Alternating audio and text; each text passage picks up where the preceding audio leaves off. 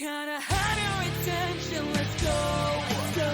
The show, you know, we're ready, so let's go.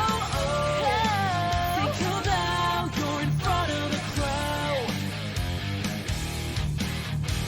Trying to steal the show. I know you know. You better prepare for war. Are you ready? It's now. Welcome to the show.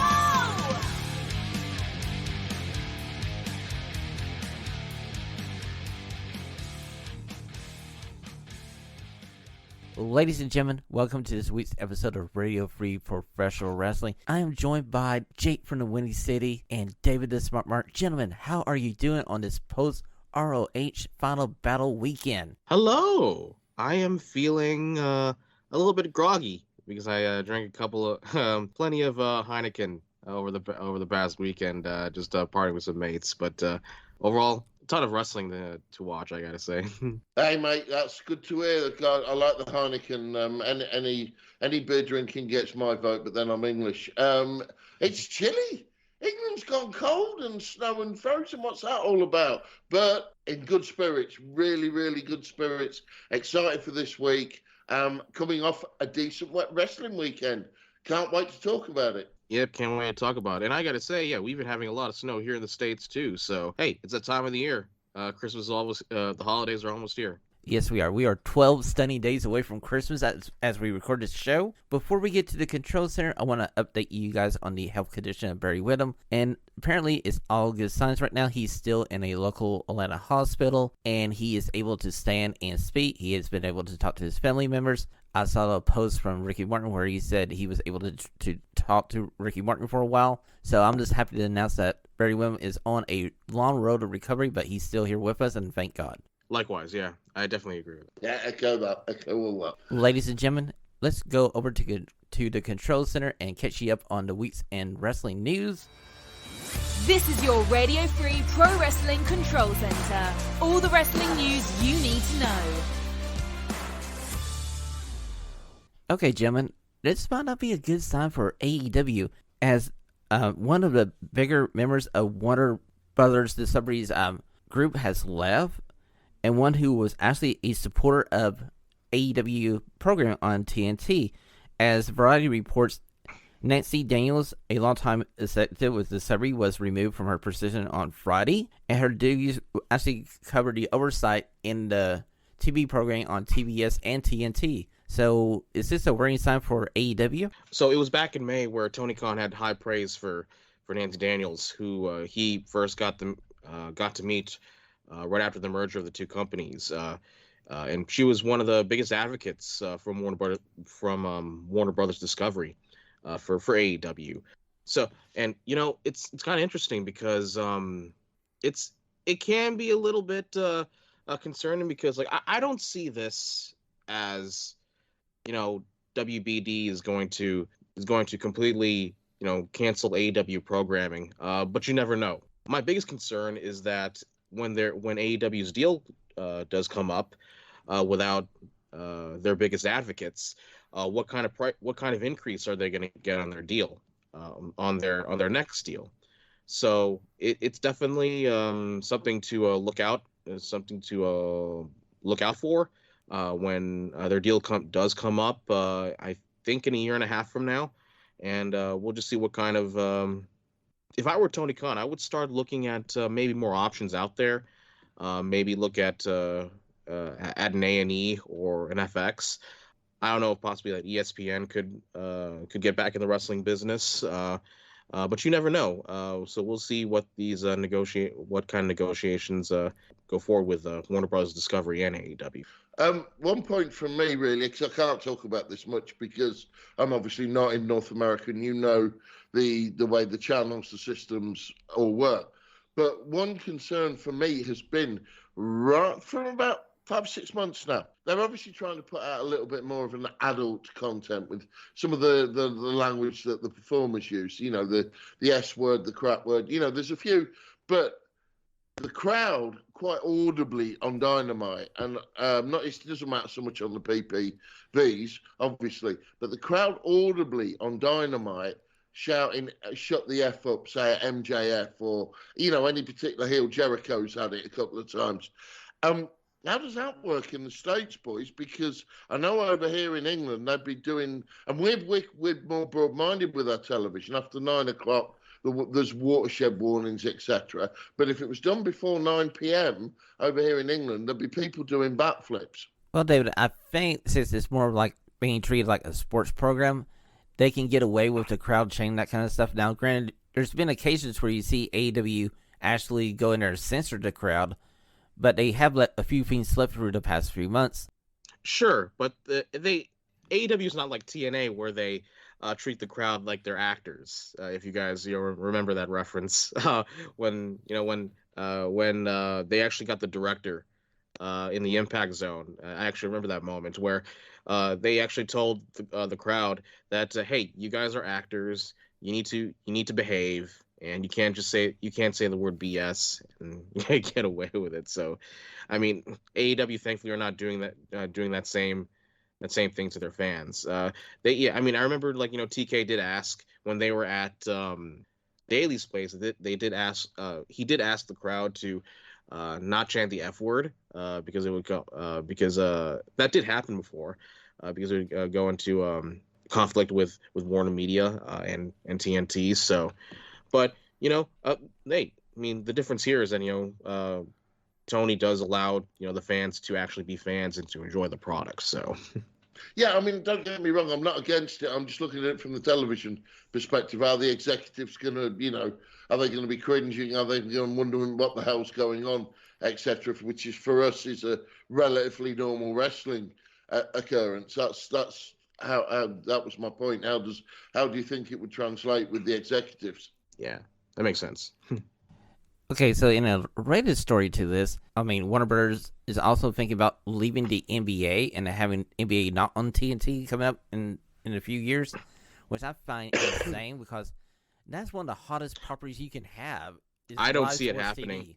Yeah, I don't see it happening, to be honest with you, because they're paying a lot of money, a lot of good money, and then they're still making some good ratings, so I just can't see it happening. Well, the NBA will be seeking a combined $50 billion to $75 billion starting in 2025, which is the next round of negotiations. So, and look, and they got the NHL too, which is shared with ESPN and Disney.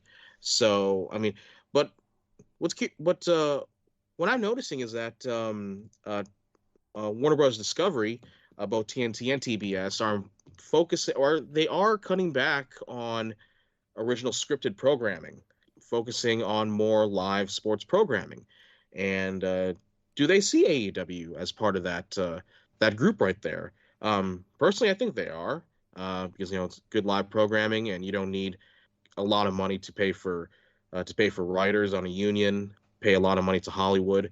So we'll just see where it goes from here. So, in my opinion.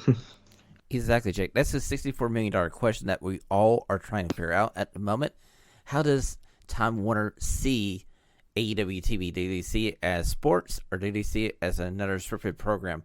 But like you, I agree. I feel like they see it as a live sport and a cheaper commodity they can purchase and put on their air. And it seems like that's what WB has been wanting to do, is like get rid of the high expensive stuff and bring in some more cost-effective programming. Because it seems like a lot of people are going more to streaming services now, and the viewership on the regular cable system has been going down over the past years.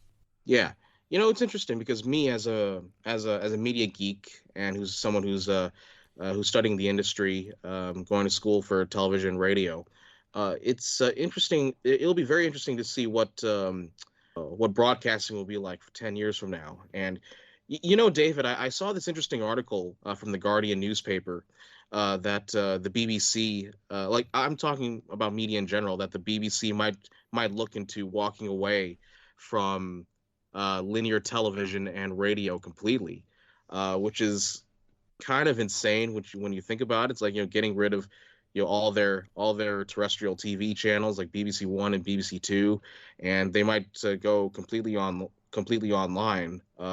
Which like I understand uh, what the industry might be looking into in the next decade, but hey, look, I mean, newspapers are still alive, and I don't want like a complete like two mediums, which I grew up completely, loving sports radio and watching scripted programming on TV. Some of my favorite programs, completely just disappear in my opinion.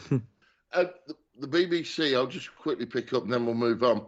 The BBC over here has been rumoured to be changing and having to change because everywhere streaming services, I call the BBC council telly, because or terrestrial. It's called terrestrial. It's more like testicle telly because it's not. It has one or two really really famous programs, but most of it is just not up to date modern broadcasting. Bear in mind the BBC is public funded. Every household has to buy a TV licence of £144 a year, and most people don't watch the BBC.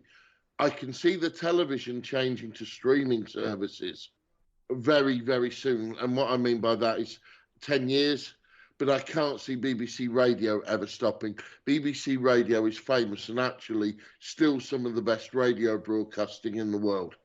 And I'll let Shawn move on from there. That's just a Brit's take on that. But you're right, Jake, in what you said. I'm intrigued that you read The Guardian. You would make a perfect Conservative MP over here. Young man, young Conservative, mate. I can just see you with your baseball cap trying to, down with the kids. Sorry. All right, yeah, a lot with the Tories. I don't know about that, but I'm kidding, mate. I'm only pulling your leg. Nah, it's kidding. You're too streetwise for them. Okay, gentlemen, on to our next news story. As Forbes is reporting that the WWE is looking to have Roman Reigns do 2 matches at this coming year's WrestleMania. So night 1, it'll probably be Cody versus Roman, and night 2, it's the dream match of all dream matches, possibly The Rock versus Roman. So, gentlemen, do you want to see Roman wrestle 2 matches? I personally would love to see him do 2 matches. I think that's a perfect scenario there.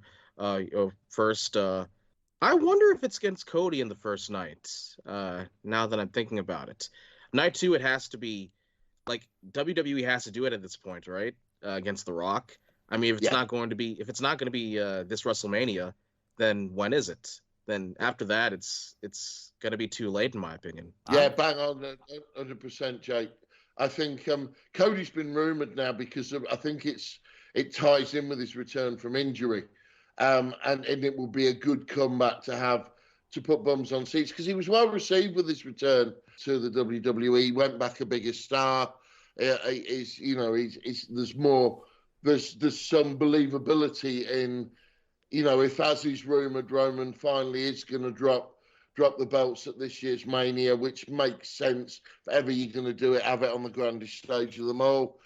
And then, that booking scenario of Cody on night 1 and The Rock on night 2. That'll be what it'll be. I'm not been a fan of that plan, but they've got no one else really. So, hey, let's see what happens. You don't think Sami Zayn might fit into any of these plans? You know what? I'd love that to be the case, but no. I got a feeling that we're going to see Sami at probably Elimination Chamber have his moment in the chamber with Roman.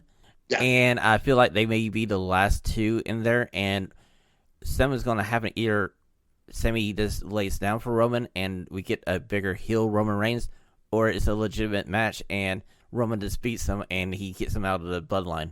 I personally would like to see Sami and Kevin Owens at WrestleMania at the biggest stage. If it's not going to be that route, so I would, as long as they're called El Generico and Kevin Steen and it's a ladder war. That's a good point. Okay, gentlemen, let's go over to our Stunning 6 questions as we debate some hot topics from this past week's wrestling. It's time for the stunning 6 questions. All the whys and what have they done now? Hopefully Shawn and Jake can figure it out. Gentlemen, my first stunning question. After their amazing double dog collar match against the Briscoes, Dax Harwood went on Twitter and he tweeted out, "It's over." Gentlemen, is FTR leaving AEW? Look, I see a lot of chatter. I see some chatter with that. I personally don't think so. Look, they've beaten the Briscoes twice.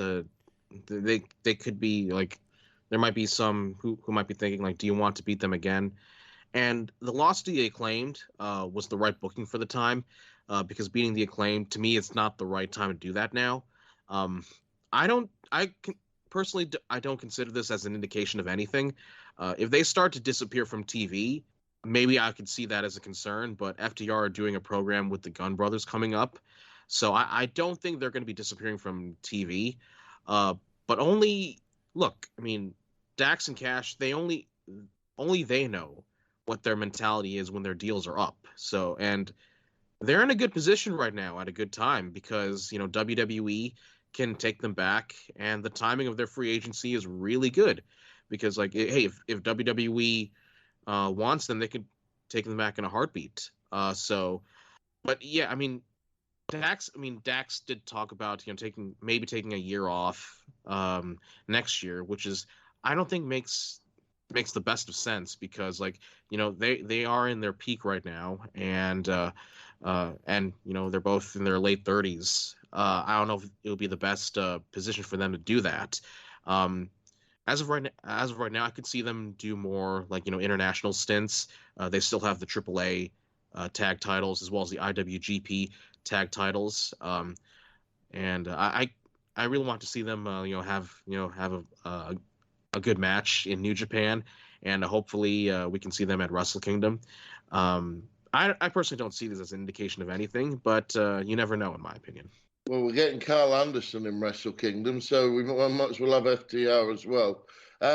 Look, Jake pretty much nailed that. The one thing that we can all agree on is AEW have not booked them well. The reasoning behind that is debatable because, let's face it, FTR are, I just don't get it because they're proving it again Saturday night. I didn't agree with the booking result, to be honest, but the match more than made up for that. I'm sure we're going to come on to talk about that. Sure. I wouldn't blame them for walking away from AEW. They've been treated appallingly by two bloody school kids whose egos are bigger than anyone else, and it has to be. It cannot be for any other reason because everyone else can see how bloody good they are. Everyone else, the crowd desperately want to get behind them, and they're not being allowed to because they're not on television. They're not in any decent feuds. All right, yeah, Jake touched the fact they've obviously got something coming up with the Gun Club. Big whoop. Should FTR be doing that? Yeah, I agree with your point about them not putting about the Acclaim going over in that recent batch. Because otherwise that would have been really stupid booking with the way the Acclaim's been pushed. But FTR, if they turn around and gave AEW the middle finger, I wouldn't blame them. They don't need the money. They'll get bookings anywhere else in the world. They could go back to WWE and be treated like heroes and be booked properly as well. Yeah, that could give maybe the main roster tag division a little bit of a boost in WWE. So, but yeah, I mean, I can't argue with that, David. I mean, the Young Bucks, they are in TK's ear, which is kind of unfortunate. It's not even that they're vice presidents. You cannot be an EVP of a company and not in something like wrestling and not have a vested interest in the way you look after yourself. You just can't. It's human nature. And, I just, not for me. I hope they turn around and tell AEW to stick it up their ass. Okay, gentlemen, I feel like this is more of saying, hey, this chapter of us versus the Briscoes is over, because I don't see how you can actually top that match they had this past weekend. And I do believe that we're going to see FTR and AEW at least through 2023. I think their contract comes up in 2024. Then they're in a good leveraging position and they can make decisions about their future. Mm-hmm. Yeah, that makes sense. Okay, All of gentlemen. it makes sense. We've all talked sense. It's just what they decide, what they mean, and whether they've had enough of being screwed by AEW. Okay, gentlemen. Stunning question number 2. As it's come out this week that the former Sasha Banks is going to New Japan Pro Wrestling for something. She's going to be at Wrestle Kingdom doing something. We don't know exactly if it's going to be a match or what yet. But with her going over to Japan, who do you want to see her wrestle in Japan? You know, it's interesting if she does do like some sort of like prominent program in Japan. I would love to see her have some sort of presence at Stardom. To be honest with you, I could see her have like great matches with Kyrie, Mayu Iwatani, Suri. A lot of potential for good matches there. So, you know, it's interesting. You know, I've been reading a lot of the news about it, and you know, Mike Johnson first reported this uh, that the deal was between Mercedes and New Japan. You know, WWE was not involved at all. What this could mean? What this could mean? I mean, she's confident that her deal with WWE will come up in the new year. I'm very curious what the eventual outcome will be here. But you know, a lot of potential for good matches here. Yeah, I can't add anything to that. To be fair, that's if I was given the first go on that question, that's pretty much what I would have said. Well done, Jake. Okay, gentlemen, there's one name that I want to throw out there for you. Miko Sakamura, the final boss. Oh, that Yeah. potential. Yeah. But again, Stardom. Jake nailed it. Let her go to Stardom and work like that. Jake nailed it. Absolutely nailed it. Yeah. You know, I think Saraya did tease something about like a tag team partner in the future. I mean that could be Mercedes right there. But I don't think I would have her immediately in AEW yet. I would see her do some chops, maybe in other companies for a little bit before, you know, possibly making that jump and see what she can do in a big company again. See, I'm with you, Jake. I don't see her being in AEW in the early part of 2023. I can see the WWE, while they're not in this negotiation with New Japan Pro Wrestling, I can see them going like, hey, she wants to do this. We'll allow her to do this. Try to bring her in later in the year as a goodwill gesture, try and get her back into the company. Sure. Just like they did to I mean, look, Carl Anderson has the best deal right now. He's like he's in WWE, he's in New Japan, he's in Impact, you know, doing some bookings there. So, hey, I mean, you know, look, here's the thing though. I mean, Paul Levesque is he is like giving some slack giving some slack in a way that you'll never see Vince do. So, Okay, gentlemen, stunning question number 3. What do you make of the fact that ROH is reportedly going on to the new Honor Club in 2023, and they weren't able to get a TV deal for Ring Honor TV? oh boy, man, a lot to digest here, unfortunately. Certainly this is not the optimal outcome that anyone wanted for Ring of Honor, especially from Tony Khan's perspective. The idea of another hour of wrestling television, but one in which you are asking your fan base to spend money in order to follow this product with a $9.99 price tag. You know, this tells you that they didn't have much options out there. But I would say this is a great disappointment and kind of similar to going back to the old NWA TNA days where you have to pay a fee to watch the weekly pay-per-views. I mean, that's a similarity that I see in that aspect. So, I mean, you know, but it's kind of unfortunate that it reached this point. And I mean, I mean, kind of says something that not even they can't even put this product on HBO Max here in the States. And I mean, I could see the reasoning right there because, you know, WBD is not interested in the Briscoes.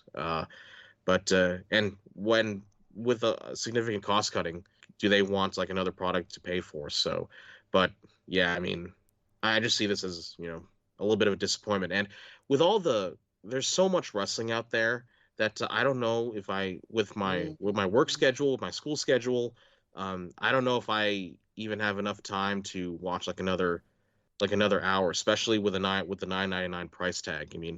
I'm not even look. I'm watching Dynamite, I'm watching SmackDown, and a little bit of Rampage here and there, and the big New Japan shows. I mean, that's it. I mean, I'm not even watching Raw these days, front to back anymore, and Impact. I mean, there's not much going on right now. I mean, but last week they had a really great episode. Maybe we can mention that in a little bit. But yeah, I mean, people will have only look. A lot of people will only have a certain number of time to watch as much wrestling, and these days you got to cherry pick. Right. It's not very often this happens, but I disagree with Jake 100% there. Quite simply, when I saw that announcement, which for me in the UK came 2 days ago, 2 days ago, I was like a kid in a fucking candy store. I ran up, I ordered it, the app was there, and I've not stayed off it since. I'll be honest. It is awesome. For an original Ring of Honor fan like myself from 2002, from Jody Fleisch versus Johnny Storm on one of the first shows, I am like a kid in a candy store. There is so much I'm trying to watch all at the same time. The only complaint I've got, there is no Glory by Honor 8 on it, which is one of their best ever shows, which is the Danielson and Nigel McGuinness leaving Ring of Honor shows, where they left to go their various ways. In theory, both to WWE, but obviously McGuinness ends up going to TNA, and Danielson went on to become what he is now. I'm sorry, the serve, it's absolutely brilliant. For me, it's £6.99 a month. I've already paid 3 months in advance. That's mainly because I'm rich, but I absolutely love it. And if it means I get the pay-per-views on there and I have to wait 90 days as it's rumoured, then so be it. But based on Final Battle, if they're going to be of that quality, it's worth every penny to me.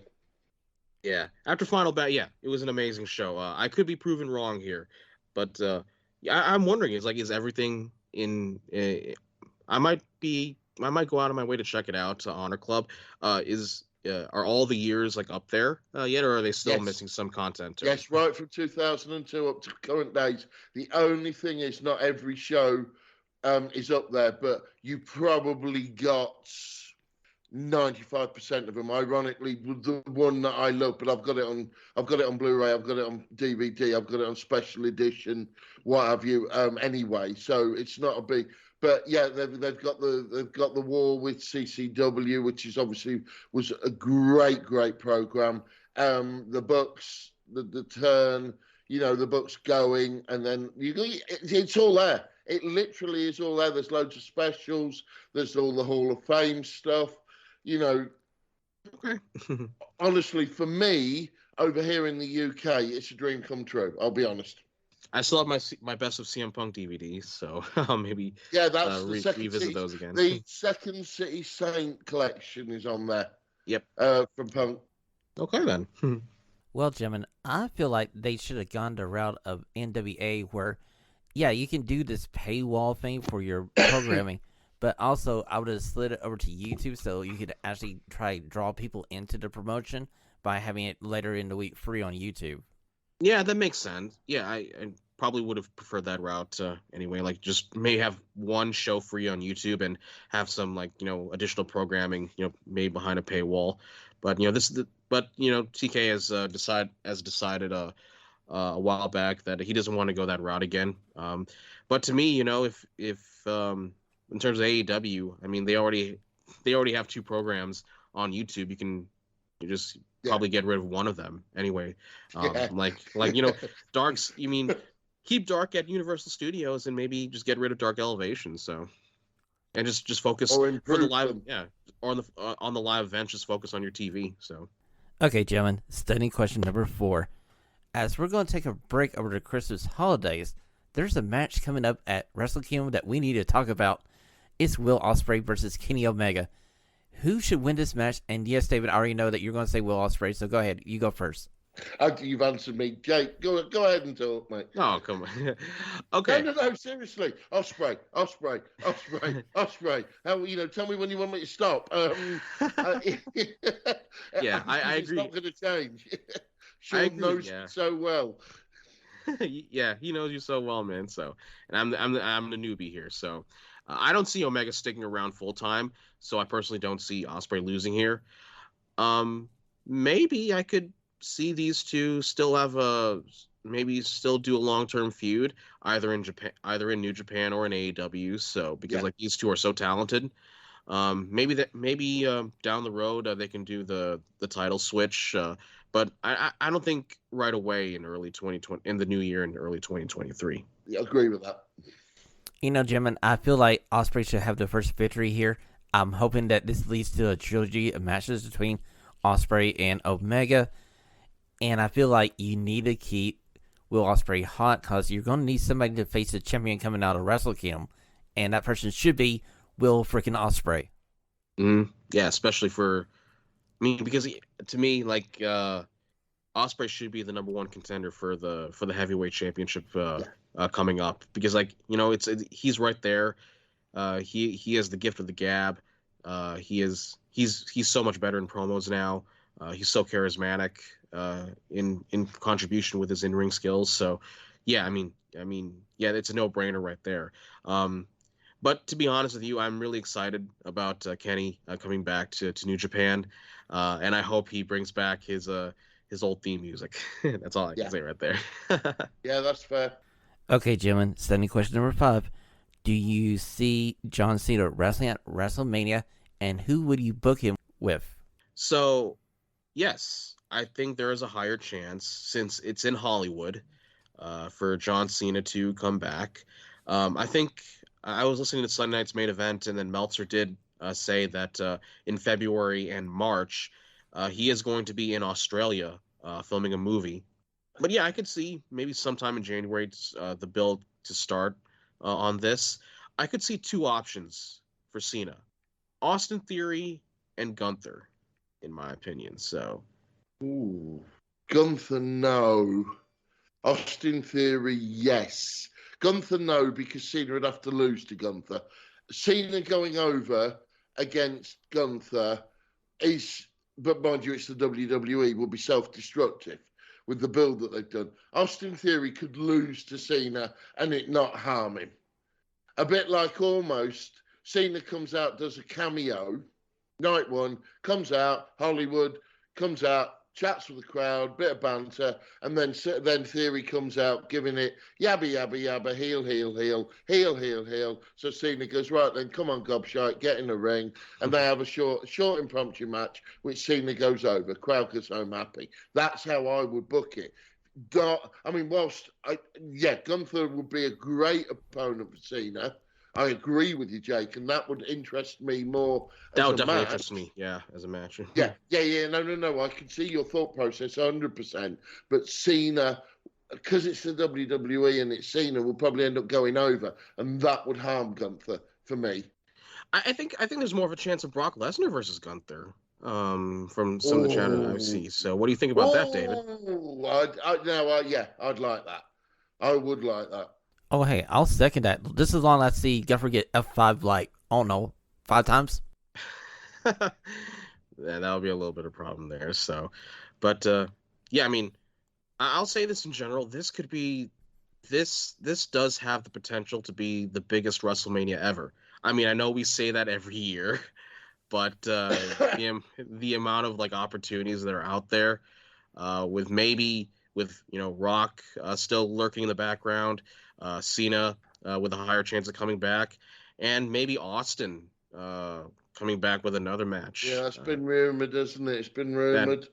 That has been rumored. So yeah, I mean, it's going to be a very interesting WrestleMania to see coming up.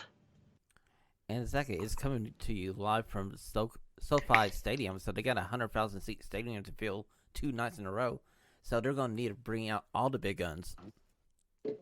Absolutely, all the big guns. So coming up. So I wish I can make it to Hollywood, but unfortunately I won't be able to make it. So hopefully next year I can go back to another WrestleMania. It's been a huge while. It's been a long while since I've been one in person. So, gentlemen, 6th and final studying question of the week. We are just a little bit past 3 years of AEW being on TNT TV. What is the state of AEW 3 years in? I personally still enjoy it. Don't get me wrong; there are a lot of booking decisions that are still like baffles me, but it's like every week I don't get tired of watching. I don't get tired afterwards of watching Dynamite.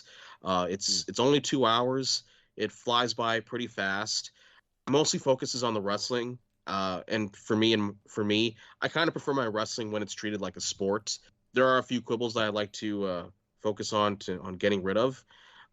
Maybe for me, like something that I haven't seen many people talk about, which I feel is a significant issue, is that Dynamite's presentation feels a little bit basic and a little bit worn out. I feel like a new theme music, a new entrance stage, because like they still got the two tunnels that they have in in 2019. Maybe more 8K cameras, lights, graphics. Pump some more money into the overall production and bring back the colors, in my opinion, which NXT ripped off of, in my opinion. Yeah, that's. I was when Shawn put the questions to us prior to recording, I was thinking this is the one that really made me think the most. How do I feel about Dynamite now? Because the 3 years have been a real bathtub effect. They peaked with the arrival of it really in March this year, and when you had Regal, when Danielson arrived, Punk, all these major names, and it was like. But I get more excited, even though it's toilet at the moment. Jake's right. I still get more excited for watching Dynamite than I do any other wrestling show. Weekly wrestling show, let's put it like that. And I've started to itch back towards the WWE a bit more, particularly with SmackDown. But yeah, you nailed it, Jake. Yeah, but like for example, yeah, like sorry to interrupt. Like, would you feel the same about Raw? Like, even though that they might have some, good things here and there, but do you feel that anticipation like you do with the Dynamites? I don't think they've reached that yet, in my opinion. No, I agree, and you're right. And ironically, I've thought about this deeply this week, or since Shawn put the questions out, and you've actually really sparked the light bulb there with what you've just said. I get to the point. Oh, it's Wednesday night tonight. What shall I do? Shall I watch it live? Shall I stay up and watch it live? Because obviously it's 1 a.m. for me here in the UK. Or shall I watch it Thursday morning? No. I can't wait till Thursday morning and watching, I'll watch it live. And I've still got that, it still does excite me more than any WWE television. I've bought every single pay-per-view, irrelevant of doing this podcast. I've bought every single AEW show. I subscribe to AEW Plus over here, so I don't have to watch it on ITV, and I can watch it live, and I'm glad for that, to be fair. No, I think overall it's still a positive. Yeah, Jake, you really, really nailed that there. Gentlemen, I feel like the honeymoon period for AEW has passed. Now we're into a settled relationship with AEW on Wednesday nights. And there's weeks where it's good, it's enjoyable. But yet there's some weeks where it's just a little rocky and we have to work our way through it, if you know what I mean. Yeah. Sure, yeah, I definitely agree with you.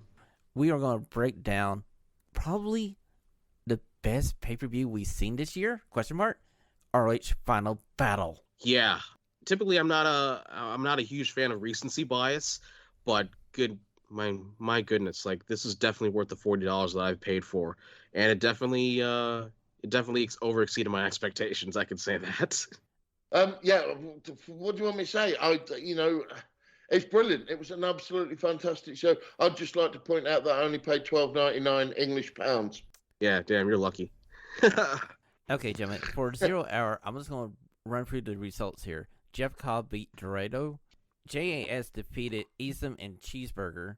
Nightingale defeated Adora. And somehow I love Cheeseburger, by the way. Yeah, he's still like one of my like underrated favorites.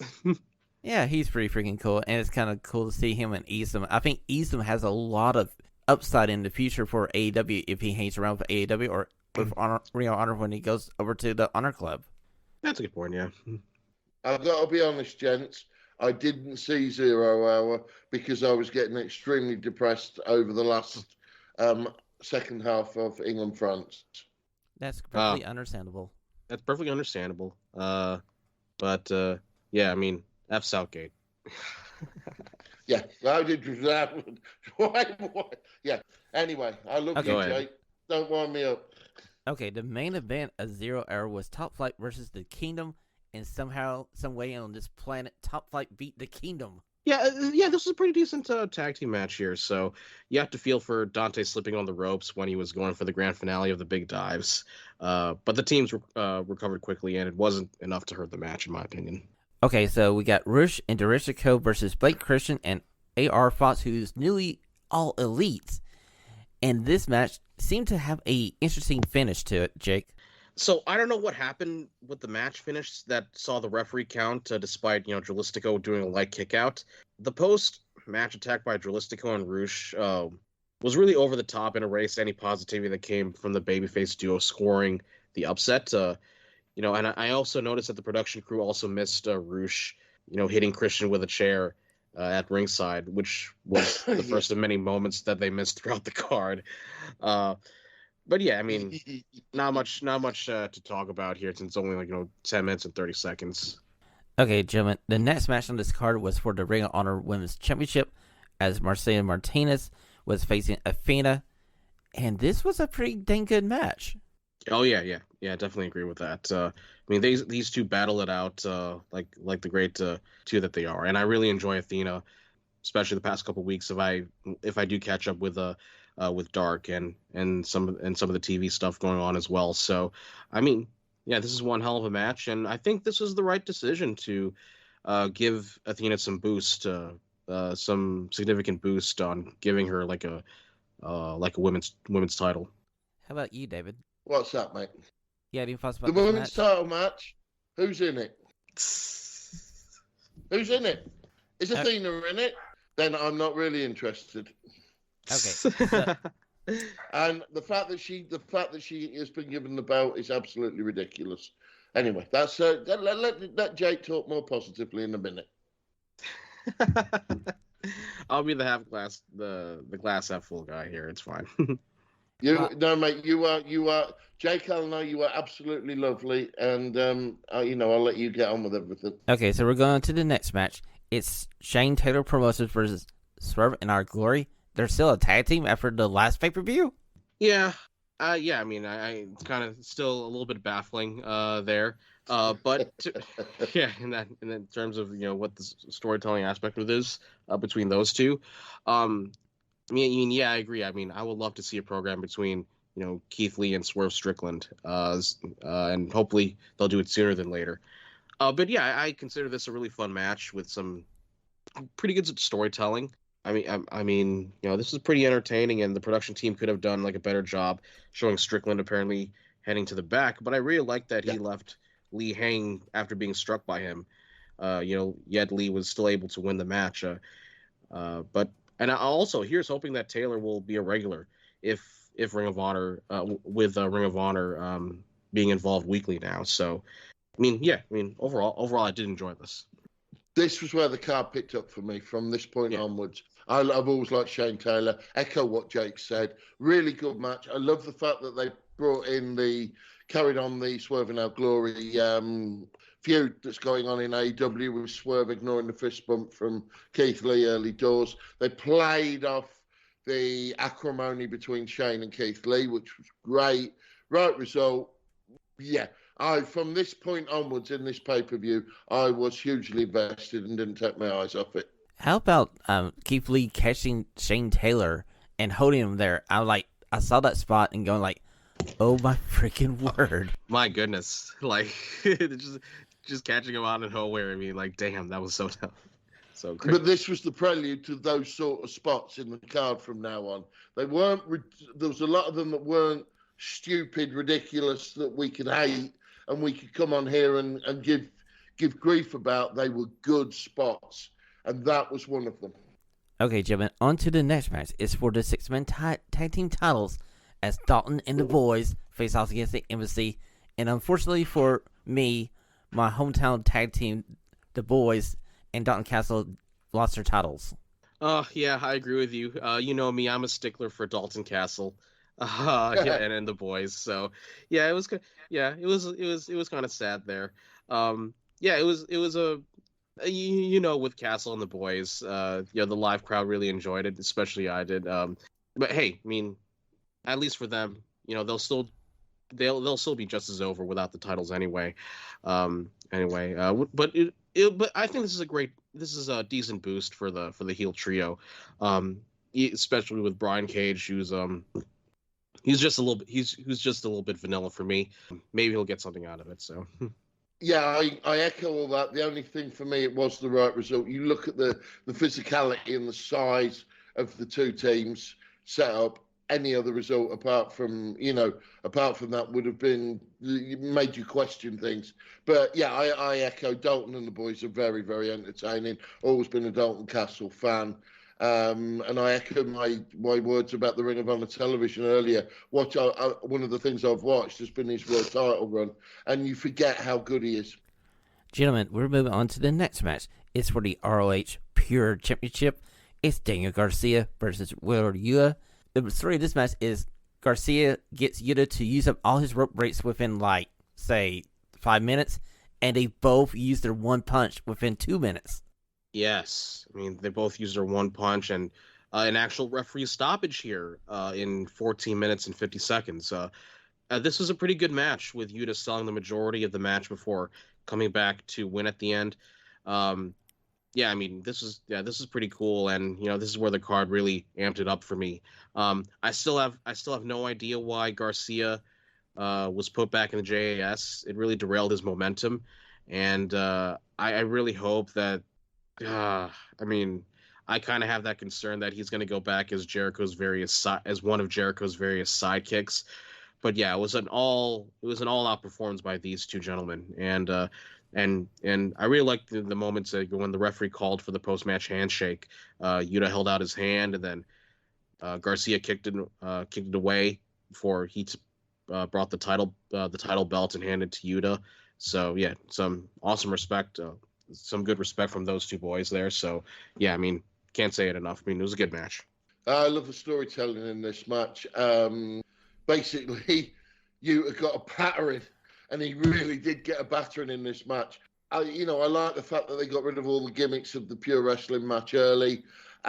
Great storytelling and a decent show of respect without the handle of Jericho or Tony Khan with shenanigans. I just enjoyed this thoroughly. And yeah, I could get behind you as a white meat baby face. Totally. Really enjoyed this. Good stuff. Okay, gentlemen, we're on to the next match. It's the third from the top. It's for the ROH Tag Team title. Gentlemen, it's FTR versus the Briscoes. Double dog collar match. And boy, you needed to have a cigarette and some drinks after this match because this thing was fucking amazing. I had two damn Heinekens after this match. 2 beers, like I could feel myself in the Irish pub, just yelling with my fellow mates after this match. Like I need to advocate for more wrestling in pubs, to be honest with you, here in the States. Good Lord, this was a bloody war, and sure, I mean I'm not the biggest fan of bloody violence for. Throughout like the duration of the match, but damn, this is a huge exception. I absolutely loved it. It's another instant classic for me for these teams, and my goodness, like how can I rank this trilogy of matches between these two teams? I mean, they totally exceeded the last two in my opinion, over exceeded my expectations. I mean, geez. I think it was, in my opinion, this should have been the main event. In my opinion, I guess we'll see if there was good reason, but yeah, I feel bad for the wrestlers in the next two matches that have to follow this gritty brawl. So, yeah, I mean, maybe recency bias here, but between this match and Josh Alexander versus Speedball Mike Bailey, which was one hell of a match in Impact last week, man, they're definitely creeping in there as late contenders for matches of the year for me. Yeah. Yeah, I can't. The booking was a little bit strange at the end. Didn't like the interference. I'd soon just seen a respect angle. Slightly surprised the Briscoes won the belts, mainly because of the stuff with TV executives. It'd be interesting to see what they're going to do with the Briscoes. But yeah, everything that you've said about this match is absolutely fantastic. Really, really enjoyed it. The blood didn't detract, the violence didn't detract from the match. They told a story, and it left everyone wondering. The only thing is, I think it's. I'll reiterate. I think it's a bit of a come down from for the FTR now to be feuding with the Guns. Yeah, that makes sense. Okay, gentlemen, we're on to the second to last match. What match do you put on after the freaking battle that was FTR versus the Briscoes? It's the ROH TV title match, Samoa Joe versus Juice Robinson. And I felt bad for both gentlemen because they tried to do their all to somehow live up to the match before. I mean, still, to me, it was a solid match. There were some fans who were familiar with, with Robinson, but obviously the vast majority of the crowd was pulling for heel Joe. But yeah, I mean, keeping heel Joe really strong, and for the ROH TV Championship, and yeah, I mean, it was pretty basic. So, I mean, it was only 13 minutes, so I can't complain with it. I can't really complain about this match. So, right, boys, a controversial opinion. This was my match of the night. Right, wow. Bear in mind what it followed. You're absolutely right in what you two have said. I had no I like both the guys. Like both Juice, like Joe. Always have loved Joe. And, I've got no issue with Juice. I thought it almost went, do you know what? We've realised what we've just seen. We've realised what we've just witnessed. We're still going to tell our story. We're still going to do it right. And I loved every second of this match. I really, really did. I thought it was an excellent little match. It was the right time. You said 13 minutes, Jake. Yeah, absolutely perfect. It didn't need to be more after coming off the Briscoes FTR half hour, and obviously then you knew what was coming last. I thought they got it bang on, and I really, really enjoyed this. And that just shows how much I enjoyed the whole card because it was my match of the night. Well, gentlemen, I can see that, David. It was a good match. I enjoyed both competitors, and I'm ready to see Samoa Joe versus Jeff Cobb sometime in 2023. Oh, yes. That would be a dream match right there. Oh, man. Good shout, Mr. B. You're a great predictor, Shawn. Like, you really are. You really are that damn good. He's the matchmaker, isn't he? Okay, guys, we're at the final match. It's for the ROH World Title, and if by some odd chance Claudio Castagnoli loses this match, he has to join the group of sports entertainers. Yeah, this is pretty funny. Why don't you go first, David? Well, again, I'm pleasantly surprised by this because bear in mind, for me, we've just had the FTR Briscoes match, which we, say no more. I, as I've just elaborated, really, really enjoyed Joe Juice. So I'm coming into this Claudio thinking it's going to be smoke and mirrors. It's going to be really, really poo, and Jericho's going to... The logical booking was for Jericho to retain the title, and then Claudio's going to have to go and be the rebel within the JAS. So, I was pleasantly surprised. Both guys gave it their all. The pace didn't lack, and Claudio went over, and he went over with a swing, which I was really, really well done. And the crowd obviously were up for it because he, hometown Ring of Honor hero. And yeah, I just thoroughly enjoyed it. And it was just like, wow, I've just had 4 or 5 matches in a row that I can't really criticise. And I've thoroughly been absorbed in. Love the storytelling. And well done, Ring of Honor. Tony, Jericho, whoever's booked it. They booked it in a Ring of Honor style. The card's been in the Ring of Honor style. And I've thoroughly enjoyed it. Jakey. Yeah, I can't argue with that. And yeah, great idea with the spin on Jericho until the referee called for the bell. This was well done. I really enjoyed it, and pleasantly surprised as well. I think it was the right call to make Claudio make Claudio the champion, because like considering what's gonna come up on Ring of Honor television now, it's gonna be on Honor Club. So yeah, I mean, yeah, overall this is pretty good and not a lot of smoke and mirrors, which I'm really thankful for. So yeah, I mean even the live crowd, they had a lot of fun with it, particularly whenever they could yell Ocho anytime at the wrestlers. Anytime the wrestlers did a 10 counter, fair spotter as play the to referee the was. crowd for that. Yeah, that tickled me. That did amuse me. That was so funny. Yeah, so yeah, props to both guys. Yeah, I mean, I don't know if I would. I mean, it's the ROH World Championship. I don't know if I would. I still don't know if this could have been the main event, but yeah, I mean, it was entertaining for what it is anyway. So, Gentlemen, overall, what are your thoughts about this 2022 version of ROH Final Battle? I think this was the best of the Ring of Honor pay-per-views this year. Yeah, the show was carried obviously with the dog collar match, but I mean, even with that, I mean, it wasn't like even the underwhelming matches like were still pretty decent. Yeah, I mean, overall, I mean, maybe slightly better than Full Gear in my opinion. So yeah, this is one great pay-per-view, and I know that people are still a little bit turned off by the whole Ring of Honor thing, but I mean, how can you after this pay-per-view? Yeah, for me, it's up in my top 3 shows of the year. I'm going to have to make a decision. This AEW's Revolution and Clash at the Castle will be my 3 top shows of the year, with Wrestle Kingdom being a disappointment this year. So before the Winstons, I'm going to have some serious thinking to do. I loved every minute. I loved it from really after getting the ladies' title match out of the way. I know I'm always down on women's wrestling. I'm sorry for that, but it needs to be good, and I've always hated Athena. I've always found her to be quite repulsive in the ring, and I know that's harsh, but and this didn't do anything for me. But from that moment onwards, this card kicked in, and I loved every minute of it. And yeah, I'll say this, since you mentioned your top 3, my top 3 will definitely probably be this one will probably be up there along with Forbidden Door and Hell in a Cell. Obviously, I'm biased because I went to those 2 shows live.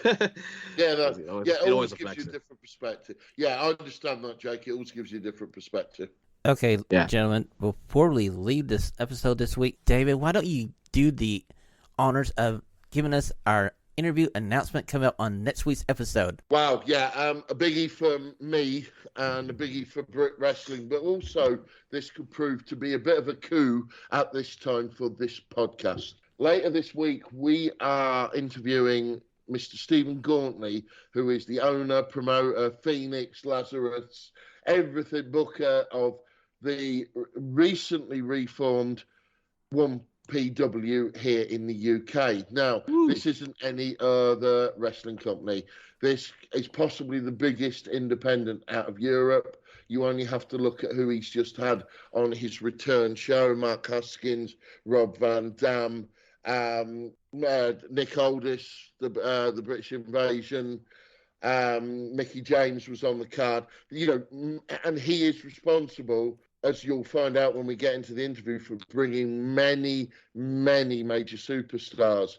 One of the subject matters, I'll give you a spoiler, we'll be talking about a wrestler named Sterling James Keenan, who everyone in the wrestling world knows, but do you know him by that name? We'll bring that out this week. He's a bit of a maverick. He's a gentleman that has caused a lot of talking here in British wrestling. He gave us super shows in a 2,000 arena constantly and consistently for 2 years, and then went away. And now he's back with a super show that's just sold over 2,000 people. So there's lots to ask him. And also, he's got future shows already booked, and one of them in February next year, in my old stomping ground of Lincoln, is probably the best British card of British and international wrestlers that I've seen over here in 15 years. And I'm desperate to talk to him about that, including, I'll give you a little bit of a spoiler here. On the card is Cara Noir versus Davey Richards, which got me running around my house yelling. So do not miss next week's podcast. Mr. Stephen Gauntly, the head honcho of One Pro Wrestling, based here in the UK. I can't wait for this. David, there's no turning back. Hey, I'm sure Stephen would like that. Well, before we leave you, ladies and gentlemen, please go over to Radio Free PW on Twitter, Instagram, and TikTok. Follow us. Give us the likes. Gentlemen, where can we find you on the information superhighway? Woohoo! Looking forward to the interview, David. Yeah, really great job on that. You can follow me at Jake Olinar at Twitter and on Instagram at jakeolinar.mp4. And I gotta say, we're heading into the Winston Awards, the year-end awards, and my goodness, I mean, match of the year. I mean, it's gonna be so hard to pick with these two matches, with some great matches that are creeping in. So it's gonna take a lot of time for me to delve into. So yeah, I'll give you some help, Jake. My match of the year won't involve Tony Storm. that's a good point. Yeah. Ladies and gentlemen, I want to go. Hello. Ladies and gentlemen, I want to go ahead and thank you for naming me the best podcaster of the year. I know the votes are still out. I know they're still being counted, but hey, the stunning one loves all the stunning people. Stay stunning. Yeah, sure. Yes. All right. Yeah. Where can we follow you, David? Yeah, Big Duds on Twitter, @DBrightly6, David J. Brightly on Facebook. That's about all I've got. Please, engage me. Engage me in wrestling chat. I'm more than happy. Woohoo! And until we see you next week on Radio Free Professional Wrestling, everyone stay stunning. Brother. Yes. This is Sergeant Arms of Christina on behalf of the guys. Thanks for listening to today's show. Please head over to Apple Podcasts and leave a 5-star rating and a review. Until next time, the liberation continues.